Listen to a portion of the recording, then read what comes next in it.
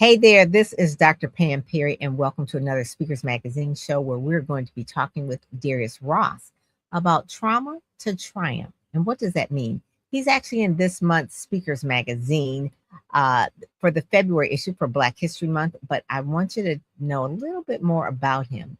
So let's really sit back, and then right after that, I'm going to bring him up, but I'll tell you a little bit more about him right after this.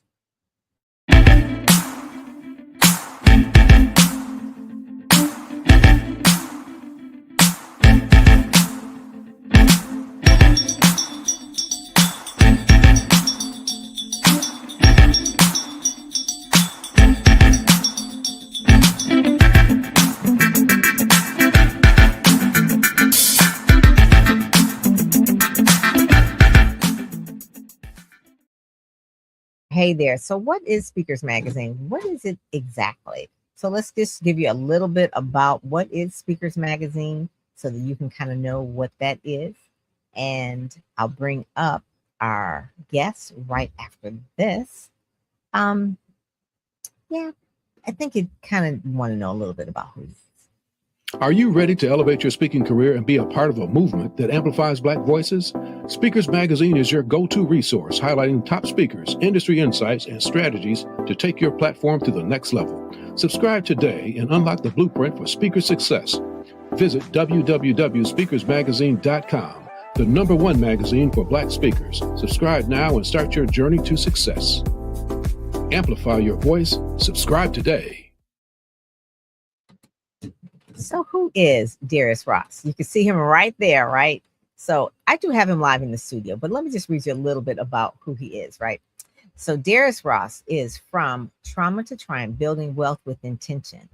He is the kind of speaker who commands a room with just confidence, but credibility earned through lived experience. A serial entrepreneur, author, and transformation strategist, Ross embodies what it means to rebuild from the ground up and then scale with precision. He really is a person with vision. His journey is anything but ordinary. As a young adult, Ross experienced homelessness after a tragic fire disrupted his life. That moment became a turning point, not an ending. Today, he advises some of the wealthiest individuals in the world and structures strategies that bridge trauma, transformation, and financial empowerment. His work centers on influence, impact, and intention, helping people reframe their mindset while building sustainable wealth. He's written a lot of books too, as well, and you can kind of see that up at the top here. But I want to bring him up so that you can actually hear who he is right there. There you go. How are you, sir? I'm doing pretty good. About you, Dr. Perry? I'm doing good. I'm doing good. Now, I just said like a little bit about you. The fire. How did the fire start? Where was the fire, and how old were you? I was about 20 some years old, and it was on our house in Chicago and Aberdeen. And interestingly enough, I'm glad you wanted me to get rid of the background back here, because this is where I did the greatest amount of thinking in the closet. Because I still keep my old-fashioned closet to the science, because when I go in here, all the great business leaders and everything else, they go, where do you do your best thinking at? I go in the closet. I get inside here and I have the whole walls lit up with everything, and I just get brainstorming. So this is where that whole transformation took place at, right here in the 2x4 space. Wow, kind of like Superman in there. There you go. in his phone booth, if anybody remembers that. So I'm as real and authentic as it gets. I go into the closet and go brainstorming, and it's real as it gets. That is good. That is good. So I want people to know a little bit about the mindset that it took, because I remember when a friend of mine, she was in a house fire and lost everything, and at this point she was in her, probably your children were older, maybe in her 40s, and it took over a year for her to really get out of her depression, and just really, I mean, it's hard to pull someone out of that space when they lose everything. So talk about how you really recovered from being homeless, then to right now advising millions of people about their money and giving them financial empowerment advice. See, here was the bottom line. There were too many things going on at the same time. It was my father leaving my mother. I had a newborn kid. I had mother there in turmoil. I had to turn around and figure out what I was going to do. I had a real estate career that I was trying to keep from flourishing to floundering. So I didn't have time to think about, oh, what was me? It's like, what you gonna You do? mean you keep from floundering to flourishing, right? No, no, no, That's no, no. It's the opposite. from It's the flourishing to opposite. you wanted to flounder. That's right. You want to. You want to just turn around and just roll over and just be like, forget it. I'm okay, but then now forget it.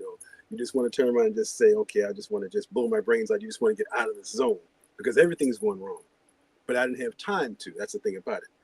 All I had time to do was just make action. There's something coming in. It's like what they call the military calls incoming syndrome. Something's coming in all the time, and you got to keep on trying to figure out how you're going to maneuver.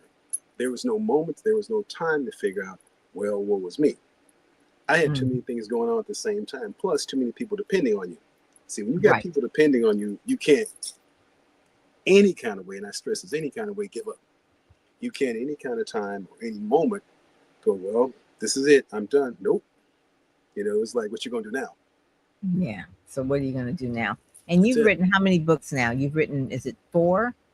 It's 4 now. I've got another one coming out soon. And so I talk about this whole process of being in that closet and how you have to turn around and reshape your theory. It's like the gorilla mentality.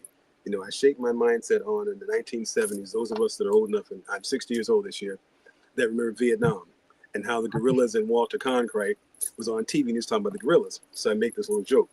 I remember Magilla Gorilla was on TV, the cartoon.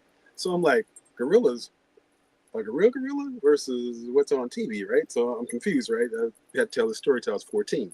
And I'm like, the gorillas are real cool dudes because they could actually, be on television in the meantime, be in these underground tunnels. So I patterned myself after them. Everything that I learned was militaristic. How to turn around and survive under extreme circumstances. And the Viet Cong had the worst situation. They were being pounded on by a superior power. What are you going to do when you're outnumbered, outmanned, and certainly outgunned? So this became my theory. How do guerrillas survive? In the worst of conditions, how do you turn around and continue to survive? And it's like we as a people, as Black people, on the shoulders of giants, we stand. You have to stand strong. There's no choice.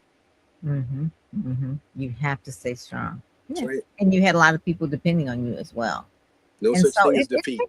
it takes a lot to really motivate yourself. Did you listen to any other type of speakers, or where did you get some of the inspiration from? Was it, what are some of your favorite, I guess you say, go to inspired people that you may listen to, or even mentors, if you had mentors? I listened to every possible entity, if you want to call it, from Dr. Brown to Les Brown. Yes. yes, ma'am, to Oral Roberts. I mean, anybody. That's right. Anybody that was saying something that was positive that would get me out of that mindset of, okay, just one more foot, just one more inch, just keep on going, just keep on going. So you name it, I was listening to them. I've got probably a library that's probably for a Black person, probably the largest library I know. I probably got about 1 million books plus. I got storage containers full of them. That right there, you just said a real gem, that readers right. are leaders. That you said 1 million right. books, right? That's That right. you can tell where a person is going by the books they read. Mhm. Dennis Kimbrough is a big, Yep. he's been on the cover of magazine as well, but he's one of the ones that wrote the book Think and Grow Rich, A Black Mhm. Choice. And he was also in a movie that they just recently did. Those are the kind of things as well. So I want to make sure that people understand that reading books inspires you to write books. You've written 4 books. So if you can name all your titles, and then talk about the new book that you have coming up as well. And then also too, I want people to know what's the best website so that I can put that in there as well for you. First one was Leadership DNA, Success DNA, and then Transforming Trauma Triumph. And the newest book now, I haven't gotten a title for it yet, but it's going to be What You Gonna Do Now. That's what the bottom line of it is. What are you going to do now? Because I want people to understand. I've been at that space where I talk about everything from mental illness to health to wealth to the whole 9 yards, even to the point of talking about prostate cancer, getting a diagnosis and all of a sudden you're going, okay, so let me make sure I heard him right. Did he just say what I thought I heard him say? They saw something, but then they don't know what it is. And then you're seeing on the report what it actually could be. So all those things, you don't have a time. I've never had a moment where I could actually rest. Somebody asked me, so when you going to rest? I go, I rest when I die, like the rappers say. I rest when I die. That's it. You ain't got time to stop. It's like when people say, well, take time out. No, there's no such thing. You can't. So Hustle never ends. Yeah, Darius writes. So that is really the thing that I want people to understand, that Mhm. readers, especially the prolific readers like you have, Mhm. reading your way out of homelessness into Mhm. really wealth, um, then become writers, because they internalize it, and then the writers then become speakers. So you're sharing it as well. So you speak in order to sell the books, but then really the books are the transformation that you have. And so all the books are obviously on Amazon Mhm. as well, but they can go to Darius Writes as well to book you to speak or to get the books, or what other things can they find at Darius Writes as well? They can deal with what I've done recently over the last, say, 20 years. I've dealt with the minimum wage, as far as getting the minimum wage in this country to where it's a fair minimum wage in most parts of the country. There's an Mhm. organization I was a member of, United for Fair Economy and Responsible Wealth, and we pushed that under the Bush administration. Also, the estate tax, which I want to remind people that the estate tax is being pushed out because President Trump is trying to get rid of that. So, whereas the wealthy of America don't pay their fair share in taxes. And the problem with that is that if we don't give back, what ultimately happens is people that have libraries, hospitals, and all the giving stops. So we need to keep that estate tax in place. And that's an important thing. So those Mhm. are just some of the things I've been involved with over the years. Okay, so DariusWrites.com. I want people to make sure that they go there and get the books off of Amazon as well. And you're in Speakers Magazine, so they can go to speakersmagazine.com and actually see that as well. So I want to make sure that they do that Mhm. as well. So tell us some of the other things about you say you're a serial entrepreneur. So give us some of the series of entrepreneurial endeavors that you've been in over the years. It has been a series of opportunities that have gone well and not so well. See, so people don't really talk about the good stuff, see, and the bad stuff at the same time. I've been involved with up to 100,000 multifamily acquisitions as far as apartment buildings and so forth, but I can also tell you about the ones that went wrong. Where at one point in time I was at an apartment complex and we ended up in a situation where I got to have a couple of guns and the other guys got to have a couple of guns, a contractor, to kind of do the Wild West. I became the Wild Earth then to let everybody know, like, listen, we're not going to have this kind of nonsense. So I've been there too. In the same token, I've had to turn around and throw contractors off job sites. I've had to Mm. turn around and lock down tenants when we got into tenant disposition. I've gone to jail when tenants didn't want to pay and I locked Whew. them out. So I've gone through the whole process, gone to Mhm. court and the whole 9 yards. So Oh my I've goodness. had deals that went well, and I've had deals that didn't go so well. So people don't talk about that in the real estate business. They only talk about, well, I made wealth. I'm going, no, you may have gotten wealthy, but you don't tell the other parts about how many times they didn't pay you, especially during COVID. Mhm. Luckily for me, we had insurance business interruption, so it prevented that from happening. So a Oh, lot good. of the tenants we just let slide. But there are people that didn't pay and still are not paying to this day. Wow. So real estate is one of the things. I have another client, Dexter B. Jenkins, and Mm-hmm. he helps people, basically uh, understand the blueprint of really how to become a real estate investor. Mm-hmm. And there are a lot of, like you said, there's so many moving Mm-hmm. pieces to that, Mm-hmm. and so many people that you need to have on your team, uh, that you do need to have a coach, you do need to have an advisor. Mm-hmm. Who are some of the advisors that you look to? I think I want to say the name is Pebbles. Oh, Peoples, maybe. I think it's Don People. Peoples. Don Don Peoples. Peoples. Yep. Yes, yes. He's an African American man that Yes. owns a whole lot of stuff, Right. a whole lot of stuff. And I picked up his book. I was just really inspired. I was like, oh my God, he just really did a lot of different things. And he's still doing things to this day, Mm-hmm. Don Peoples. So who are some of the real estate investors that you looked at? And Sheila Johnson. She's in Johnson, it. that's correct. She's a big, BET. yeah, yeah. She's Robert Johnson's ex-wife, and she did a vineyard, and she's got a hotel. Not too many African Americans own hotels, No. especially at that high end where she owns like a high end luxury hotel in Washington D.C. on the riverfront there, on the waterfront there. So yeah, who are some of the ones that you looked at that are good examples of real estate investors? African See, American. interestingly enough, I didn't have many African Americans at the time because at that time, this was like the 80s and the 70s. And so it was like you had the neighborhood guy that was doing things. So you had a few neighborhood guys that were doing things. There was a gentleman, Ray McCoy, in Chicago. He was a big investor.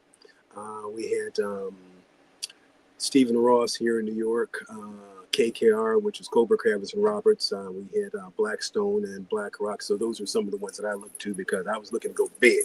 You know, I Yeah. wanted to be as big as they could be. And so the local neighborhood guys were doing their thing, but it's like, I did not want to turn around and just stay in the neighborhood. I wanted to have suburbia. I wanted to have the high rises. And I would always say, when some of the mentors I had would tell me, look up in the sky. Just keep looking up at all the skyscrapers you're seeing. Somebody owns that. So I wanted a piece of that action. So that's what kept me from just, just being local and even thinking local. So it made a little difference for me. Yeah. Yeah. I think that it's just phenomenal, that what you've done, the trauma, the traumatic thing that happened with the fire and the homelessness, and then really raising yourself up from the bootstraps. But was there, people talk a lot about Frederick Douglass and Booker T. Washington, especially, about the education that really changes. Do you find that you have to inspire people to read? Inspire people to really read the books. I mean, we write the books, and you obviously, you love books. I have books all over as well. I love books. That's like one of my bookaholic. So how do you get people to get off the phone and to read the book? Because there's a difference. I mean, you can listen to audiobooks and you can even read them on your iPad, but there's something about just holding a book in your hand and having that solitary one-on-one with the book where you're just really thinking as you're reading. I remind them of something that's very interesting. It takes us back in our history. I get on the average, I drive my postal office crazy. I have to constantly just make sure I give them dinner and lunch at the post office because I get thousands of magazines and books coming every single day. But this is what I remind people of. You need to think about what it was like, and this is not even 200 years ago, where books were outlawed for Black Americans. That's true. It was we not. could not even think about it. That's and true. So when I tell them, think about when you drop out of school, you think about, you play right into the hand. I won't say the man's hand, I'll just say the hand. You play right into the hand. And then you play into this prison incarceration system. You play into the system that says, all I want you to do is go out there and hustle, be on the street block and do those kind of things. And I've been there too, so I know what it's all about. That you play that game and you play into that hand. And so ultimately speaking, without that book gave me a vision to see travel, to get that first passport at 17. My parents didn't even sign for my first passport. Really? My boss did. So to get that first passport, to see the world, to think about the world at large, to think about all the countries that I visited, to think about all the people I met. And that book gave me that vision. It was like the Encyclopedia Britannica, World Almanac, the Almanac in general, to see the maps, to then see all the videos. Every time there was a video about a different country, I wanted to see it. So getting those books should inspire young people to always remember, you're not where you are, it's where you're going to be at. And always remember that book will take you where you want to be. That's so true. It's the same thing with me in terms of having that vision. So Speakers Magazine is going on 10 years old, but I remember Essence started in 1970. And the issue that you're in is Susan Taylor on the cover. She's 80. But if it wasn't for magazines like that, seeing myself as a Black woman in a magazine doing those type of things that they were writing about, I don't know where I would be, because it did give me, growing up in a middle class or maybe lower middle class, neighborhood on Detroit's East Side, we didn't really see a lot of Black women doing those things. So for her to put, on the cover of the magazine month after month, just not just models, but people who were actually doing things in their careers, it expanded what I wanted to do, expanded who I could possibly be. And reading those magazines, it was Essence, it was Ebony, it was obviously Jet was a staple that came to the house all the time. It was, I miss Jet, this cute little size. Younger, I would flip to the back and always just figure out like over the top records, right? Ebony, Black Enterprise, those were the ones that really kind of shape us. And it's not the same, I don't think, if you don't take the time to really read it and digest it and really help you expand your vision. And I think that's probably a big thing for you, to while you're writing books, Darius writes, and put that up there again, because Darius writes, because basically one of the things that you did as well is that you were reading. So, and I always say that authors who write are also very good readers. And so you can't be a good author if you're not knowing what is good writing. So that's one of the main things as well. And so, one of the last things I want to ask you before we kind of wrap it up here is if there were some ideal places where you could go to speak, and what would they be, and then what are some of the things that you would speak on, whether it's a university. One of the things that people love to say that I'd like to do a commencement speech at my old high school, or I want to do a commencement speech at whatever, or what are some of your ideal places where you want to speak, and what would you speak on? Just college events, period. Just generally college events, high school events. I'm open there, as well as churches. I'm wide open to churches. I think that's a very interesting place to be at. The neighborhood organizations, neighborhood groups. And one of the most important things, and I share this as a passing thought, the thing that's important for young people right now, right, especially those that are considering themselves on this block, on the corner, is this. The only thing that separates them from incarceration and Wall Street is that the Wall Street hustlers do it in pinstripes, and we end up in prison stripes. And you have to remember the only difference of it is that they understand how to play the law. We end up getting caught in it. So for young people, I want to put that in there when I do my speeches, to basically say to them, listen, you got all the skill sets to hustle, to do all those kind of things. The same thing they do on Wall Street when we're trading numbers and we're trading the stock market. It's the same thing. It's a hustle. And you're running from the SEC. We're running from the, the DETs. So it's the same thing. You have to understand the dynamics and realize you have to be smart and shrewd enough to understand the game. Mm-hmm. And the game is about you maintaining a mental cycle to not find yourself caught up in that, because you have the potential to do greatness. If you can be on that corner 24 hours a day, you can be on Wall Street 12 hours a day. Mm-hmm. Mm-hmm. I like that. That is so true. It's true. If someone is on the street, so to speak, doing whatever, they have to know the skills of sales, marketing. Mm-hmm. They got to know the math. That's right, hustling. You got to know the numbers. They got to probably have some team building. That's and right. When to hire, when to fire. I mean, that's right. That's it. That's what I'm saying. It's, like it's a lot of corporate thought that goes into doing. I know it's about when they're on the street, we're doing those type of things. That's right. So it's the same thing, but just make it legal and make it so that and it's a lot easier today doing things on social media. You can build a website, you can do a Shopify, you could, you can sell t-shirts. There's so many things that you can do that it's a lot easier to do today by just putting out your shingle, doing your own website, and really creating the traffic by creating the content. And content marketing is a real thing, and really have a legitimate business. I mean, we've seen it happen so many times. I was just watching a video of a young lady. She's from Detroit. Lipsticks. Okay. Just something as simple as she was on Wall Street legally. She was on Wall Street. And Melissa Butler, and she was making lipsticks at her kitchen table. And then all of a sudden, a few years later, she goes on Shark Tank. They poo-pooed her and they said, stupid idea. Well, she showed them, because now she's a millionaire. That's right. And she's a millionaire. And those are the kind of things. Or someone that you may know, she's from Chicago, Michelle Hoskins. Yes. And great grandparents, I think, a recipe for syrup. And they're great. They were slaves. And so she made this particular recipe because it was an alternative to molasses. And so that it was passed down generations. And then she found herself, it's like, I want to make this syrup. It's called honey cream. And she made it. And she was the first African-American she's a client. That's why I said that. The first African-American to get the Denny's franchise.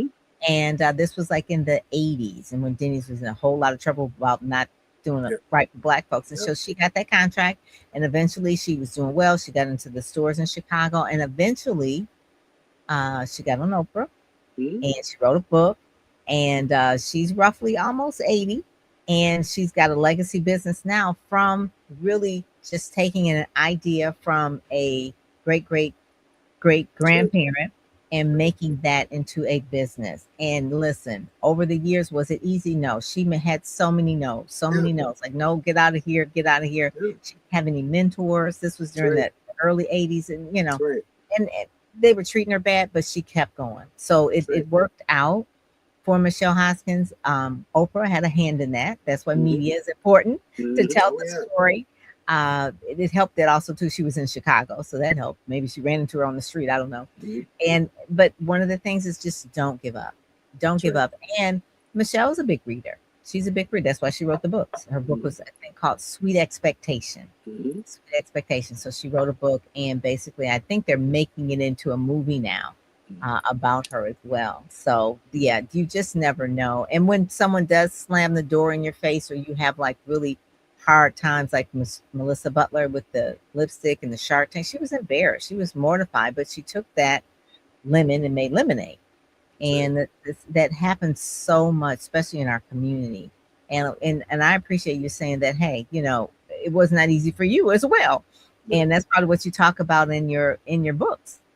Well, I talk about not only just my own personal struggles, but I talk about over 40 years of trials and traumas that happen to people that I know and the business itself. And I tell people not only what the trials and traumas are all about, but how you get past them. I talk about family cycles. So often in Black communities and minority communities in general, that family dynamics, the family curse. This person failed, that person failed, so automatically you assume you're going to fail. Mm-hmm. Mommy had a bad relationship, so you assume you're going to have a bad relationship as a woman. I deal with all those things and I say, listen, you can get over all those things, but you got to look at the blueprint of how you make this thing work. So I actually talk about the blueprint of how to take yourself from those spaces and get out of those spaces and get out of your head, because sometimes we're our own worst enemies. Yeah, we are. And getting out of your head means that putting your head in the book, Mm-hmm. something Absolutely. that's positive, so that Absolutely. you're not doing those type of things. So what is it next for you? I know you have a new book or anything. Is there any events or anything that you're planning on doing this year that that we should know about? Because I'd like to kind of like break news or whatever, having an event, or you're doing some speaking somewhere. This year is going to be filled with, I'm on an acquisition spree. I'm also an acquisition entrepreneur, so I buy a lot of businesses.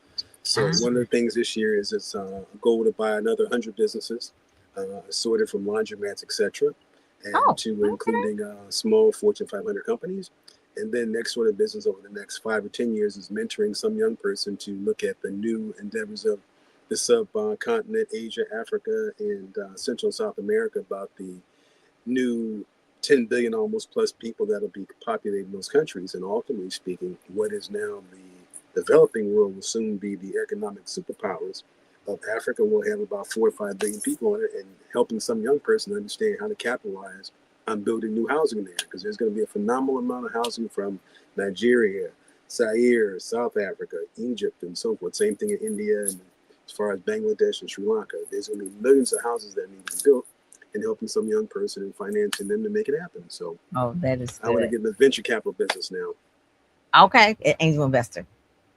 Yes, I love that. There's a gentleman by the name of Paul Wilson who used to work for the Urban League, and now he does a lot with overseas, understanding doing business in the continent and helping us understand that we're such a global economy now. Yes. And so I like how we need to stretch our mind to do that. And that's really, really important, especially as people of color.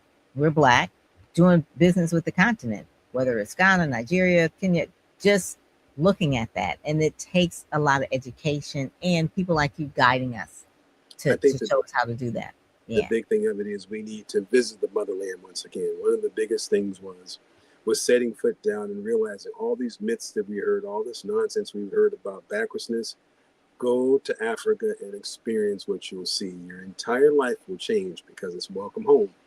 And you'll feel like you missed home because you realize it's not what you think it is. That's the number one thing I want to leave. People need to get that passport. Get the passport, and I stress, get that passport and go. You got yours at 17. That's right. Go visit. It's almost 40 years now. Go and visit the motherland. Oh my God. See what's missing. I love it. Darius Ross, thank you so much for joining us today. Speakers Magazine in the February issue with Susan Taylor, the iconic Susan Taylor on the cover. You'll be getting your issues in the mail soon. You are in the issue. People can really read that. And then also too, the videos are embedded in there as well. So they'll actually get to watch you in there as well. And so you see this video on there as well. So thank you so much for joining us today and being part of the Speakers Magazine family. Pleasure. All right. God bless you. All right. So I want people to go to Darius Wrights right now. All right. Take care. Bye-bye. Are you ready to elevate your speaking career and be a part of a movement that amplifies Black voices? Speakers Magazine is your go-to resource, highlighting top speakers, industry insights, and strategies to take your platform to the next level. Subscribe today and unlock the blueprint for speaker success. Visit www.speakersmagazine.com, the #1 magazine for Black speakers. Subscribe now and start your journey to success.